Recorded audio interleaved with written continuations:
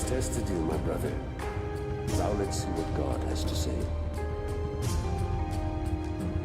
I've dealt with far darker shadows than you, exiled. I exiled an animal. Now you almost resemble a man, Garroway. I offered the gift of exile, and you used it to reinvent yourself. I couldn't wish for a more potent instrument. It is woman's purpose to tempt and try the will of man. Welcome to the greatest of arenas, duelist. God.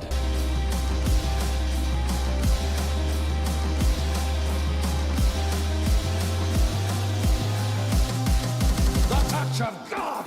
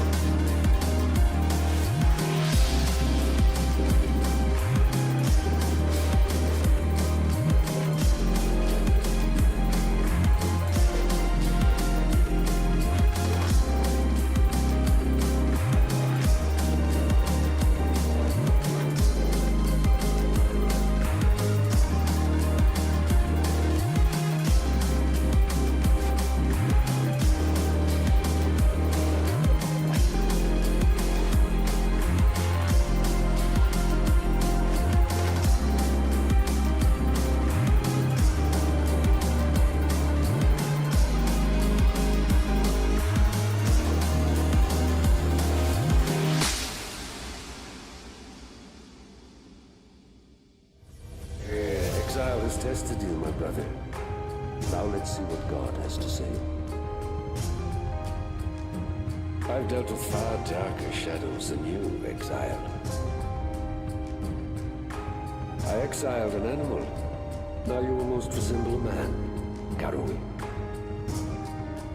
I offered the gift of exile, and you used it to reinvent yourself. I couldn't wish for a more potent instrument. It is woman's purpose to tempt and try the will of man. Welcome to the greatest of arenas, duelist. God is watching. You'd bite the master that called you here, witch? This world is an illusion, exile. It is time you saw what real sacrifice is.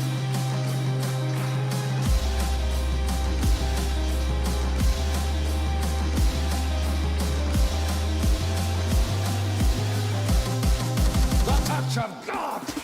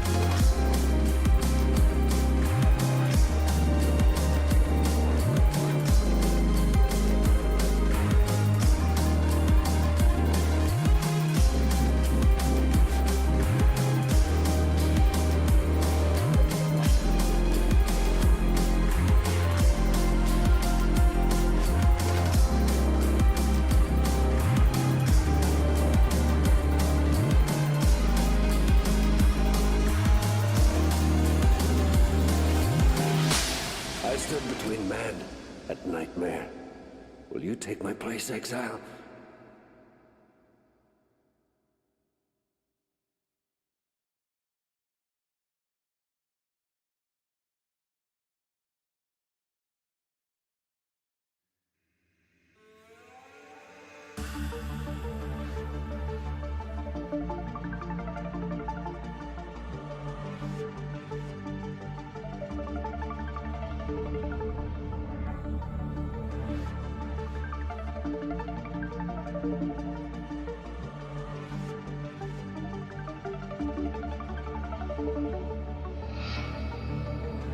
What drives you, exile? Is it justice? Revenge? Honor? No. It is power. We felt your deeds. Felt their shockwaves ripple through the void. You have our attention. Now you must keep it. Your limits will be tested. The stars themselves will bear silent witness. How far will you bend before you break?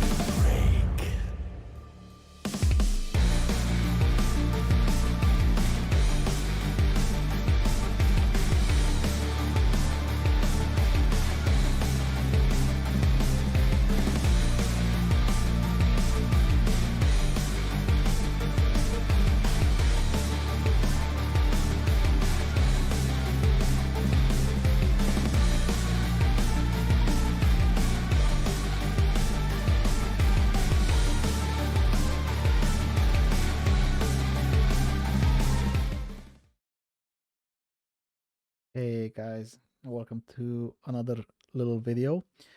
And this one I will be showcasing the build that I'm currently playing, and is probably my favorite build of the league so far. Even I like it more even than the Cockeyes Nova, the build that I showcased before this.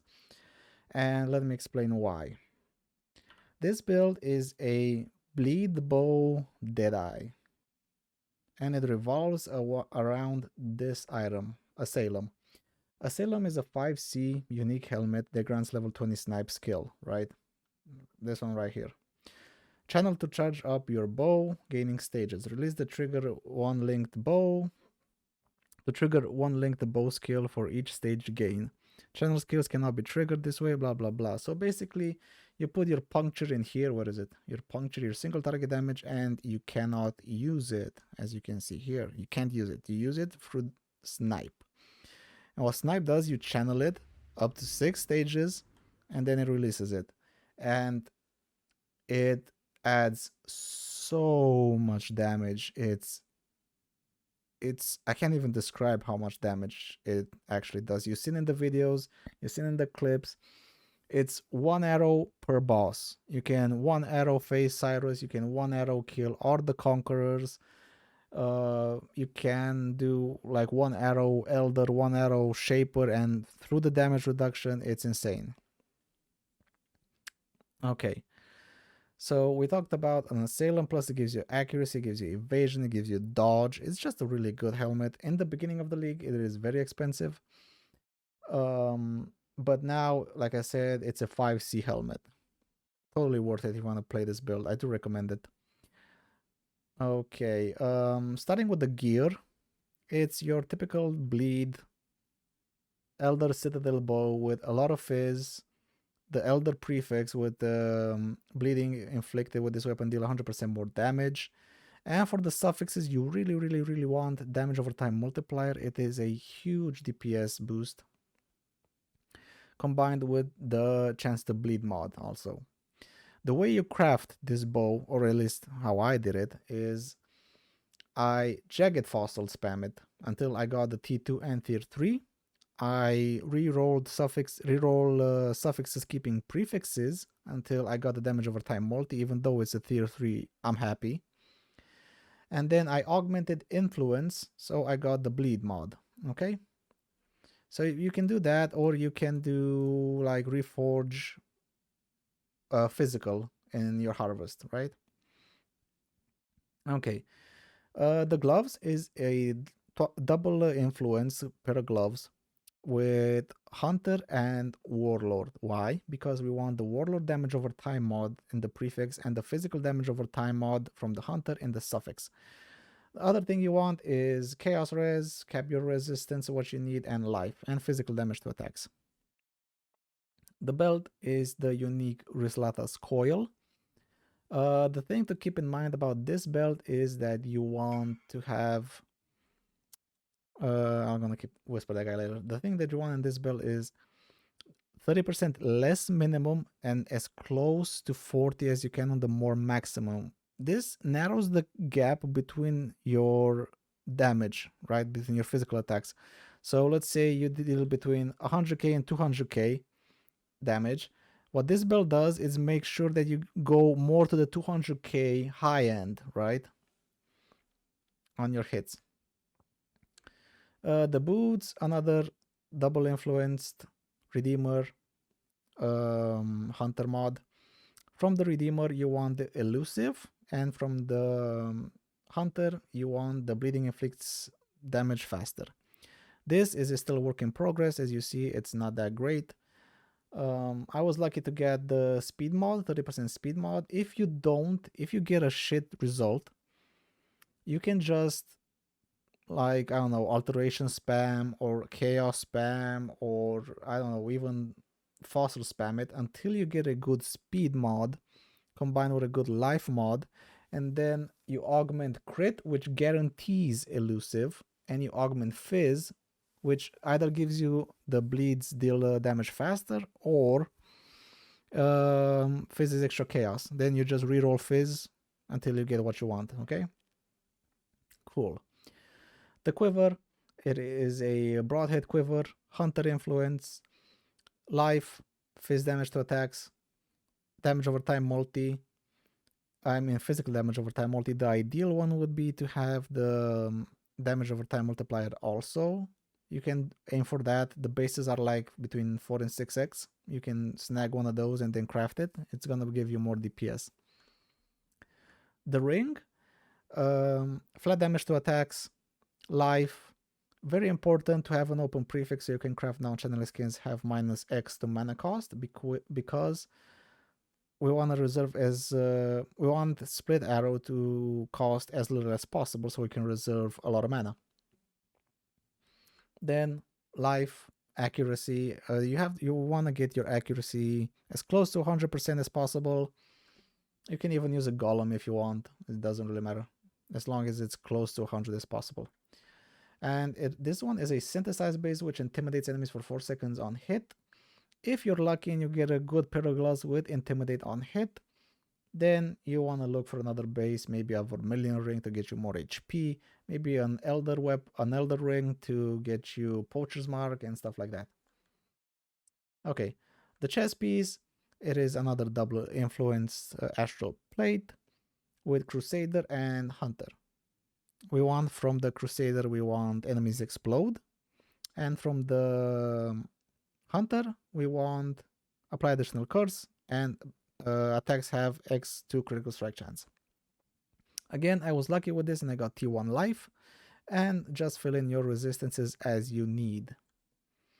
The second ring is a steel ring, Warlord base. Why Warlord? Because we want the damage with bleeding and the vulnerability. That's why we want the additional curse on the chest, so we can use vulnerability and Poacher's Mark. I'll get to that in a second. Okay, so that's the gear pretty much. Let's talk about the gemlings. For the gemlings, you really only need 1/6 link. Why do I say this? Is because we keep our single target in our helmet, and let's start with that. So our single target is puncture, and for support gens we use Awaken Brutality, Awaken Vicious Projectiles, and Awaken Deadly Elements. Now the only expensive gem is Awaken Brutality. You do not need this. A level 20 or 21 Brutality is just as good, okay? except you don't get the overwhelm, which you might want to get on some other place. Okay. And the other one, the vicious projectiles and the deadly elements, both of them are like 1x, so they're very cheap. The only one is, again, brutality. It's not that much. I mean, not that needed. And for our clear skill, we use split arrow. And again, awaken deadly elements because it's so cheap. Awaken chain. Okay, this is not so cheap, but again, you do not need it. This is a how to say it, like a niche item. Okay, you don't need it. You have enough. You can use a normal chain to clear. It's gonna clear just fine. I just had enough money to buy it and I got it. You don't need it. Chance to bleed, very important. You want to have as close to 100% chance to bleed as humanly possible. I'm still not 100% because I still need to work on that.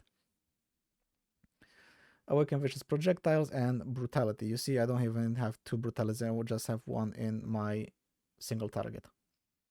And the reason being why we only need 1 6 link is because this can be a 5 link. And in the 5 link, you put ensnaring arrow, GMP, ballista totem, maim, and swift affliction. Here I have dash. Why we use ensnaring arrow and ballista totem? Basically, what ensnaring arrow does is when it hits a target, it counts them as moving even if they're standing still. And when the target moves, your bleeds do like ridiculous, another, I don't know, like triple damage or something, okay? And you just pop these bad boys up. They last for 8 seconds and they will ensnare your target. They will move slower and they will count as moving if they don't move like a totem boss or a warlord or something, right? Very important this. Do get this. And in the gloves, we have some auras. We have Divergent Precision. Normal Precision is just fine. It's level 1 for the Watcher's Eye, which we'll talk about that soon enough. War Banner, very important. It's accuracy, fizz damage. If you plan it, you get Adrenaline, which gives you a huge DPS increase, but I don't use it because I'm bad, and stuff like that. Poacher's Mark, very important Poacher's Mark.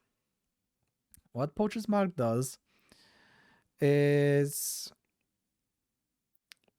like, they have minus 20% of physical damage reduction, and you deal additional physical damage to them. Now, this may not seem a lot, but you will understand it once we get in the passive tree, and we'll get to that in a minute.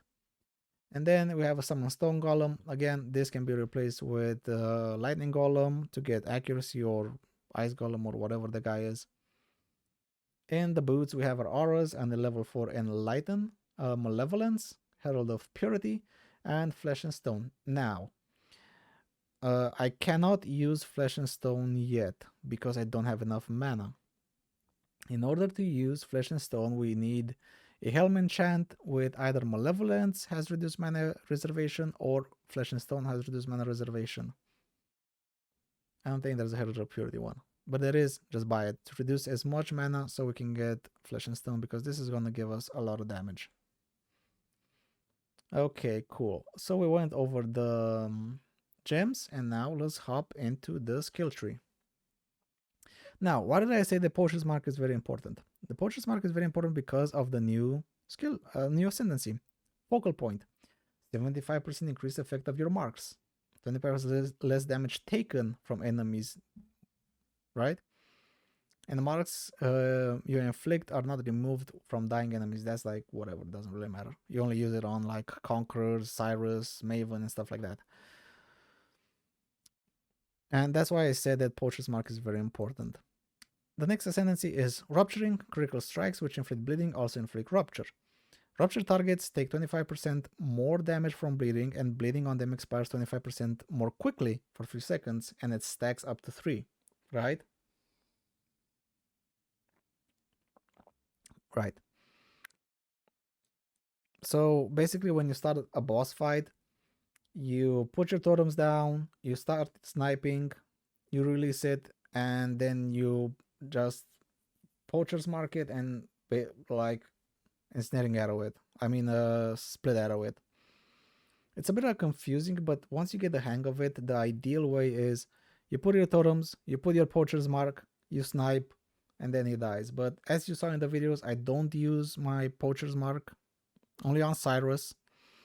On Warlord and stuff like that, they die instantly. You don't even need it, right? But it's good on like the giga bosses like Sirus and stuff like that. And then we have our Tailwind, of course. Now you gain 1 Gale Force when you use a skill. This is very important. Each instance of Gale Force lasts for 4 seconds, and you have a maximum of 10. Combined with this, 3% less damage taken per Gale Force, and you lose Gale Forces when hit. Basically, if you have 10 Gale Forces, you take 30% less damage per hit taken, right? This can only happen once because then it resets your Gale Force. But because we attack very fast, you get them back very fast also. So it's a very good damage mitigation. And because we are a evasion class and we focus on evasion and dodge, we don't get hit very often, and then when we do, we have our Gale Force, which mitigates the damage, and then we attack again and we get more Gale Force and stuff like that. Okay, so let's talk about the passive tree. This is your pretty typical bow build passive tree. Like, you get the life wheel here, you get this node here, you get these here, you get this, you get the thread of hope here to get these and these two. And then when you have enough mana, you want this. You want versatile stance once you get enough mana to reserve flesh and stone as well, okay? Very important. And this obviously is like 24% invasion and 8% life. It's a no-brainer. Take it. Okay, cool. What else? You start pathing over here. You want to take Perfect Agony. As you can see, Perfect Agony is modifiers to critical strike multiplier, also apply to damage over time multiplier from ailments from critical strikes at 50% of their value. What this means is the more crit strike multiplier we have here, main hand critical strike multiplier, 269%. Basically, we get half of that applied as damage over time multiplier, which is huge, right? It's huge. And then you path up here, you take all the crit nodes, the life nodes, and all the good stuff. Right. Moving on to the jewels. Like I said, the jewels, we have a thread of hope here to get these nodes. And then we have our cluster jewel, which is battle hardened, furious assault, iron breaker, battle hardened, iron breaker. This is overwhelming 10% physical damage reduction. If you have this, you don't need this, right? Easy as that. But if you have iron breaker and awakened brutality is basically 20%, which is better, but again, depends on your budget. Battle harden is evasion and physical damage. Furious assault, attack speed and physical damage. For the mediums, we use hemorrhage and rend times 2. Hemorrhage is damage over time multiplier for elements from critical strikes, increased critical strike chance, and damage over time multiplier for bleeding and bleeding duration for rend. 2 of these, you're golden. For the normal jewels, we have damage over time, global fizz, percent life, and the last suffix, it can be either to help you cap your resistances, which I did, and if you're good on resistances on other fronts, you could get increased bleeding damage, which would be pretty big. But again, it depends on your character, it depends on your resists, how you do it. I went for triple resist, like here, 10 elemental resistances, fire and lightning, and fire and lightning here to cap my resistances. That way I can not focus on getting absolutely T1 lightning resist on my gear, okay? So basically those are the jewels that you will be wanting. Right, let's hop into POB. I have the build imported right here. So as you can see, our single target is absolutely freaking insane. 150 million almost. And to show you, I'm not cheesing. I don't have frenzy charges ticked. I don't have power. I don't have endurance charges because normally we have one all the time, even on bosses, but I didn't take them, right? So if I do like one on bosses, it's like 156 million, right? But let's not take that. Actually, let's take them because we always have one minimum endurance and one minimum frenzy. Tailwind, yes. Elusive, yes. Elusive from our boots, Tailwind from our Ascendancy. Consecrating Ground from our Bottle of Faith. Is the enemy moving? Yes, from our Ballista Totems. Not Ballista Totems, Ensnaring Arrows, Ballistas. Is the enemy bleeding? Yes. He bleeds all the time, basically. Is the enemy intimidated? Yes, from our Ring. Is the enemy on Consecrating Ground? Yes, from our Ball of Faith, again. And this is the gold one. See, if I remove Snipe from the helmet from Assailum, is 19 million, which is still good. It's very good. 19 million bleed DPS is huge. But if you channel to 6 stages, it's 156 million. Insane, right? It's absolutely insane. Oops, sorry. And yeah, for bandits, I went with 2 passive points because we kind of need the passive points. Wait, this is level 93. I'm 94 now, and I took this. Yeah, there we go. Updated. We need the passive points because you want to take as much life as you can. You want to take these. You want to take the little ones, the 6%ers. That's pretty big life, right? If you want to go, you can go with a Lyra. It will help you cap your resistances. It will give you a little bit more DPS, but it's not that much. So that's a preference. If you want to go Lyra, go Lyra. I went with the 2 passives because I just wanted to not be so tight on passive points, okay? Now, if we had an assailum with reduced mana reservation for Flesh and Stone, we would take this node, which is another huge DPS increase. But we don't, so we're not gonna take it. So yeah, leveling this build, I would recommend leveling with Split Arrow from the start with all the uniques that you have at your disposal. Right, like you start with what is it, bows. You start with a Quill Rain, Silver Branch, Death's Opus, Death's Harp, Lion Eyes, until you get the Elder Bow, okay? And yeah, I think that covers it all. Oh, by the way, if somebody wants to know, the MTX is not actually MTX. It is a... Oops, what the fuck? There we go.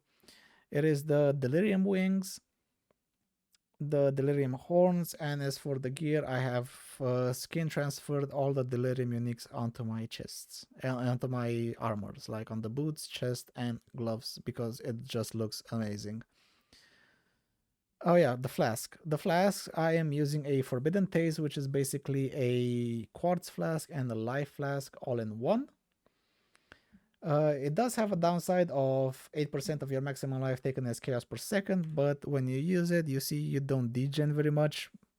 One, because we have the stone column and our resistances are positive. Do not use this flask if you have minus 60 chaos res. Please don't use it. A diamond flask, quicksilver flask, a bottle of faith, and a cinder swallow with crit. Now, if you find a way to ignite enemies, it's gonna give you even more DPS from the Cinder Swallow.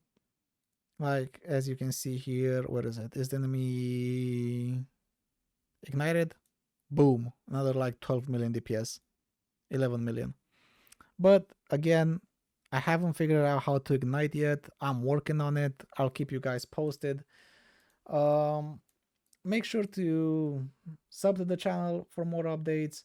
Follow me on Twitch to know when I stream. I try to okay, speaking is hard. I try to stream as much as humanly possible and how much my IRL job allows me to do so. My Twitch is twitch.tv/Dante00151. It is gonna be in the description below.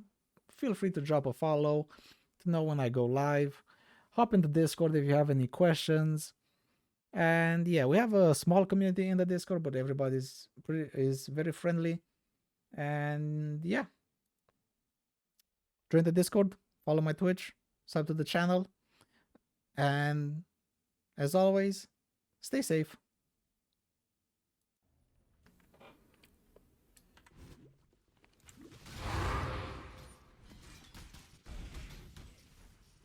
A foe. An adversary. Slain. Briefly lives on in the lessons taught to the slayer.